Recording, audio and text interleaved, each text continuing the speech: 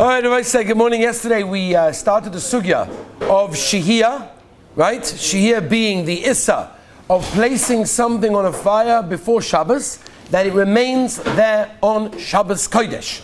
And we explained that we have Machoikas Rabbanan and Chananya brought down in the beginning of Siman Reish and Gimel about whether or not the food has to be either fully cooked or cooked at least a third or a half before Shabbos comes in. Otherwise, it would be forbidden to leave it on an uncovered flame. We said as well, as a little bit of a sikum, a little bit of a summary of yesterday, we said that Me'ika Hadin, the Ramah and the Be'alacha brings down as well, that really we paskin like Be'etzem, the minig of Klal Yisrael is to go like Shittas Chananya, which means as long as it's half cooked, you can leave it on an uncovered flame, in an oven or something similar, but Yisrael Adukim B'mitzvahs Lashon Rosh put down in the Be'alach in the beginning of Reish and Gimel is that a person should try to have all his food fully cooked when Shabbos comes in, even though we have Chananya to be Simon Khan. So that was a summary, I guess, of what we said yesterday. We then came up with an idea called a blech, which is brought down, as we said, from the Tashbetz, the Mogen Avram, the Mariel. There's many Rishonim ve'Achronim that bring down the idea, not called a blech, but the idea of having something over the fire. And we explained it comes from the idea of the Gemara. The Gemara says Gor v'Kotam. Gor v'Kotam means that I've done something positive in order to show that I am not interested in stoking the coals. So for example, if I either sprinkle sand over it or I take the coals out of the oven, I have shown clearly that I have no interest in stoking the coals. Mimele Chazal will not choishesh that a person will do anything. Am I clear? So far so good? That was the secret basically of yesterday's shir. Now, wow, if that was the secret of yesterday's shit, why couldn't we have done it in 10 seconds yesterday, right? You know the Meiser, right? The guy that spoke in a chasna, who got asked to speak at a chasna, 40-minute drosha. The Americans don't know what I'm talking about because no one speaks at chasnas. Oh, but the English olam understand that you speak by the chasna. So this guy spoke for I think it was a 40-minute drosha. 40-minute drosha. He spoke by the chasna. You can't imagine, it was unbelievable. The olam were obviously listening to every word that he said intently with kavana, and it was beautiful. After the drosha, a guy comes over to the guy and says, wow, that was an amazing drosha. I have a radio station. I would love you to come to my radio station, and I would love you to come and give that drosha to my radio. Right? I'd love my listeners to hear it. The guy got all excited, like, oh, this is great, this is wonderful, fame and fortune. So he says, well, the only problem is, every moment in the radio costs money. I can't just, 40 minutes is too much. What do you think the shortest amount of time that you could say that drosha you just said tomorrow at the radio station? So he thinks for a minute, he says around maybe 3 minutes. He says, so why didn't you do it in 3 minutes tonight? Anyway, the point is that, how did I come on to this? So that was the summary of yesterday. Moving on to today is as follows. Moving on to today is the Chazon Ish. Oh, that's right. A blech is something that we all know. Many people grew up with an idea. If you have a gas stove at home, you've got a metal sheet that you put onto the fire, or you put into the crock pot, or on top of the hot plate. That is what we call a blech. Comes along the Chazon Ish, and the Chazon Ish says chas v'shalom. That's not what Chazal meant. According to the Chazon Ish, a blech does not work. According to the Chazon Ish, there's no such thing as a blech. Why? Zug the Chazon Ish, and again he learns it from the Gemara and the Rishonim. The Chazon Ish said, what's the yesod of a blech? The yesod of a blech is to mamayit the choy, is to reduce the fires, to reduce the heat. Zug the Chazon Ish, are you telling me when you take a metal plate, metal piece, and put it onto your fire, and put the pot directly on top of the fire, is the fire any colder? Is the heat any less? Anybody? No. Why is the heat less? Forget, the metal heats up very good. A minute amount, but not enough to consider it to be a hacker. Zog the Chazon Ish, a blech doesn't work, which means, by the way, Eli, according to the Chazon Ish, if you take the pot off, you will never, ever be allowed to put it back on. Because you don't have a blech. And according to Chazon Ish, if you don't have a blech, you can never put it back on. So the Shittas Chazon Ish, it will be asif for a person to ever do chazorah, because in order to do chazorah, which we'll get to in a couple of days, you need to have a blech. According to Chazon Ish, there's no blech. I don't care if you got a metal piece there is no blech. A plata, we'll talk about electric, you mean. We'll get to that. But according to Chazon Ish, on a fire won't help you. Because I don't care if you've covered it. You haven't done anything to mamayit the choim, to reduce anything. I saw a massive chiddush from Nissan Karelit Zatzal and Chodshani. He tines that the only reason the Chazon Ish says that is because you have a huge plate, a huge metal piece over the flame. He tines if you have a small metal piece directly on top of the flame, the Chazon Ish would have been makel there. Because he tines that when it spreads, the heat spreads, and Mamela it's the same heat. But if a tiny little thing, it stops it. As I say, Nissan Karelit Zatzal tines, the Chazon Ish, that would be a blech. So those people that are makbid in Chazon Ish could do that. I called up Bnei Brak. I called up Bnei Brak, like you do, to find out the Maisa, the Olam Noig, Shittat Chazon Ish. I don't know. I didn't get too many positive responses from Bnei Brak, whether or not they do or they don't paskin like the Chazon Ish. Most people do not generally are machma like the Chazon Ish. Generally they're not, and we paskin that a blech generally works according to most gedolei poskim, and it is okay. Now, what happens if people don't know hilchas blech? They have no idea on Shabbos that you're not allowed to have a blech, but they put on a blech. You know why? Because it keeps it cleaner. It keeps it clean in case it spills over. It's geschmack. They saw this idea in the Jewish homes, and therefore they figure they'll do the same thing. Does it work in that case? Does it work if you don't know what it's meant to accomplish? That's the shaila. So Rav Elyashiv was asked the kasha, and Rav Elyashiv said, listen, it could be they don't know all the reasons, and they don't know everything about it, but they know one thing, that on Shabbos you need to have a blech when you put a pot on the flame. That's good enough. It doesn't mean they have to know every pshat in it, whatever it may be.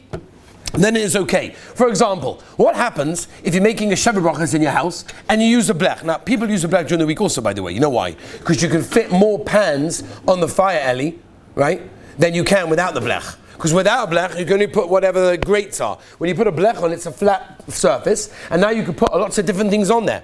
So if you had a Sheva Brachas in your house on a Thursday and you use the blech, will it help to use it on Shabbos? They asked Rav Elyashiv. If Lamaisa, just use it on Thursday. So it's not really much of a heck of a Shabbos if Lamaisa use it on Thursday. So Rav Elyashiv, Avad, if it is, it's a heka even if you used it during the week. Does the entire flame need to be covered by the blech? Now, by the way, this is very negeya to a crock pot. We're going to talk about electrical items, and when it comes to crock pots, by the way, also need a blech.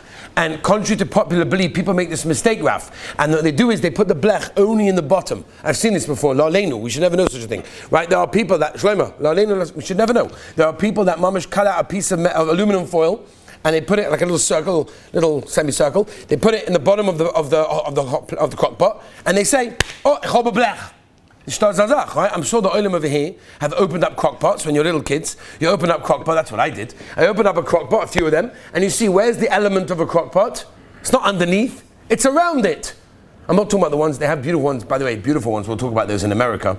I never saw them over here, I'm waiting for them to come over here. But in America they have beautiful, beautiful crock pots. Al pi halacha. The Rebbeinu Shalom gave the seichel to the goyim to make crock pots that are mamish l'kulei al magul lefi Ashkenazim and Sfadim l'chol hashitas. We'll talk about it when we get to Reish and Zayin. It's mamish beautiful. I want to bring them over here. And you have problems with the plug and everything, electric and everything. So you have to put a blech around the whole thing. Otherwise it's not a blech. So the shaila is, does the whole thing have to be covered or not, Zeb? The answer is no. As long as the rove over the fire is covered, it's good enough. Nafkamina. If you take out the crock pot on Shabbos and you want to put it back in, and one of the pieces of foil got lost, they got torn, ripped, got a crack in it, that's okay. As long as most of it is covered, then it's absolutely fine, no problem whatsoever in that case. Let's move on, Rabbi Isai. Let's move on.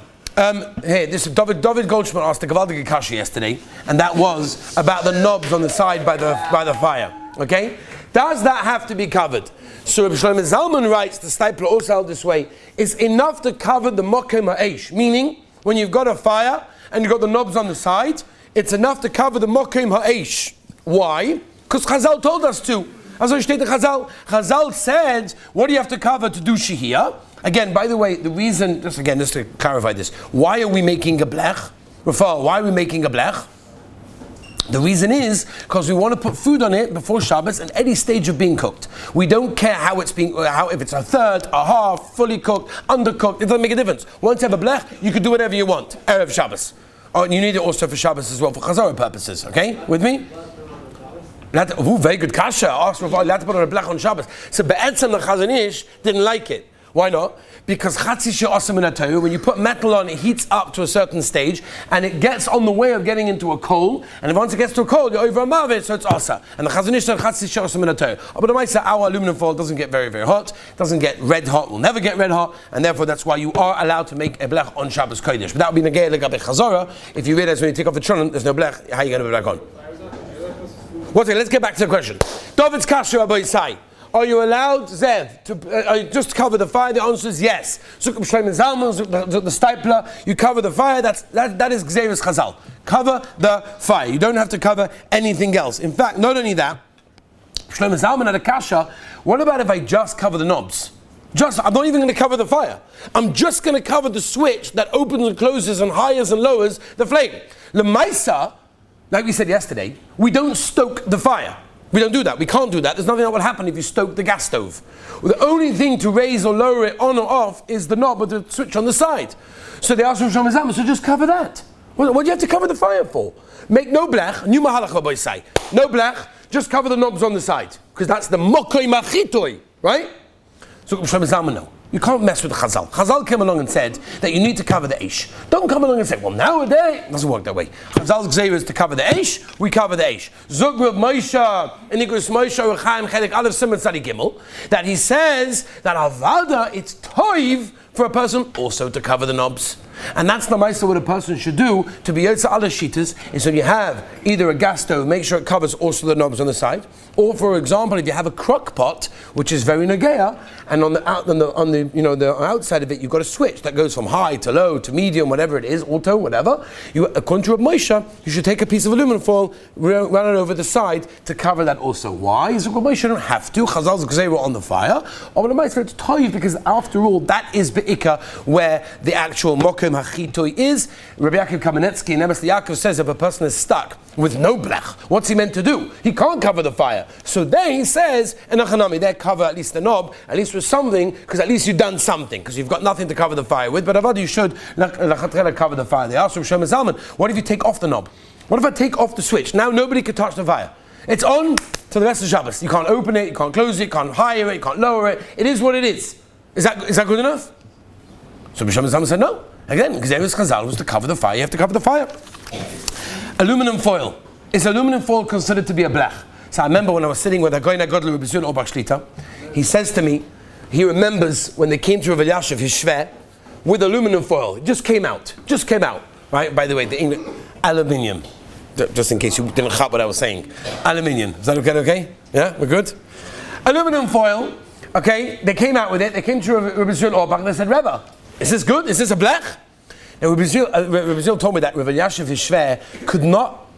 He was amazed that they made a metal that you could push it, bend it easily. He was amazed by it. But the ma'aseh said it's considered to be a blech, even though it's quite thin. But the ma'aseh said it's considered to be a blech. Oh, sheet as a whole, you should do 2 layers, whatever, just to be sure. But most poskim hold that 1 layer of foil is absolutely fine. It will burn through. Lav dafka. Not on a hot plate, not on a crock pot, maybe on a fire. On an actual, crock pot doesn't burn through. On a fire, yeah. On a fire, so maybe then you should have 2, because if your white's going to break through, then you have no blech. Your stomach's not having no blech, so you need at least 2 layers then anyway. What about a crock pot? What about a hot plate? Does a hot plate require a blech? Here in Yeshiva, most of your houses, most of you grew up with hot plates, loved after using gas fires. Does a hot plate require a blech? So the answer is very simple. It's subject to machlokes haposkim. We're going to say very simply like this. It all depends. If the hot plate is adjustable with the heat, that means you can make it from high to low, change the numbers on it. So it's the same thing as a fire. It's adjustable heat, and therefore Shehiya Chatu exists, and that's why it needs a blech. But if, for example, it's a whole kivega on this in the Shulchan Aruch and Mishnah Gimel, kivega Kmat says this before, that if you have a hot plate that is unadjustable, like most of them here in Eretz Yisrael and around the world, most of them are not adjustable. You cannot make it higher or lower. It is a warmer by definition, and therefore stays its heat the whole time. Mimela, there's no Shehiya Chata. If there's no Shehiya Chata, you don't need a blech. Now again, you'll tell this to people, they'll be like, what do you mean? Of course it needs a blech. It does not need a blech. If it's unadjustable, there's no Shehiya Chata. If there's no Shehiya Chata, it's very nice to have a piece of aluminum foil on it because you don't want things to get dirty and you want it to stay clean. That's beautiful. But that's nothing to do with halacha, and therefore there's no reason why that requires a blech. A crock pot, avada, requires a blech. Why? Every crock pot, as far as I'm aware of, has a high and a low. That means even though right now it's on low, or even if it's on high, that's from Shlomo Zalman, if the gas is on the highest, there's no Shehiya Chata, because nothing can happen to it. It doesn't go lower. But that's Chazal's gzeira, so you've got no choice. But every crock pot has adjustable settings. Therefore, every crock pot requires a blech. If you want to A, put cholent in that's not fully cooked before Shabbos, or B, which we'll get to, Hilchas Chazorah, you want to take it off Friday night and put it back on. You'll need a blech. What is a blech in a crock pot? Blech is all around the bottom and all around. That's the mokum of the Eish over there. Ramosha has a tshuva about an electric oven. And he talks about what's a blech in an electric oven. After all, an electric oven is considered to be an uncovered flame. So how can you put the chicken in before Shabbos? Right before Shabbos, you'll stick it in, and by Shabbos time it will be cooked. The answer is you're not allowed to do that. Why? Because an oven is an uncovered flame. If it's an uncovered flame, you cannot put food in an uncovered flame erev Shabbos, even if it will be cooked on Shabbos, because of Gzeira, of Shehiya, Shehiya. So Moshe says the only blech that really works, and there is a truth in Chacham ben Tzina bar Shaul in Olet Zion, Chelek Bet, over there about a piece of metal he talks about, but Al-Kaponim Moshe talks about one thing, and he says he talks about an oven box that they used to make, which I've never seen before, but you have an oven box which is very simple. It's a little box and you put the food in there and you stick that into the oven, and that is the blech. It's like, so to speak, covered. Okay, I don't know how many people have these things, I don't know how many people use these things. Al-Kaponim, that Zukwa Moshe would be the only thing in that case. By the way, when using an oven on Shabbos, Agav, there's other problems, right? What are the other problems? Obviously opening up the oven door. Opening up an oven door on Shabbos Kodesh is problematic. Why? Thermostat. Hello? Thermostat. When you open up the oven door, cold air goes in, hits the thermostat makes the element go on. It's a groma. Groma is also on Shabbos. And therefore you're not allowed to open up the oven door. Stam. You can open up the oven door when? When the element is on. Again, Rabbi say, make sure you remember this when you get married. You're going to be calling with these shailas. When am I allowed to open the oven door? When the element is on. When the light, generally most ovens have a light on the side. When the light is on, it means the element is on. Causing air that's cold to go in and allow the element to stay on longer is fine. That's not a problem. It's only to put it on if it was off. That's why you've got to be very, very careful when you have an electric oven when to put it on in that case. Okay, Rabbi, so we'll leave it over here. In the midst of tomorrow, we shall continue with the next sugya in Shehiya, and then moving on to Chazara. Have a wonderful and beautiful day.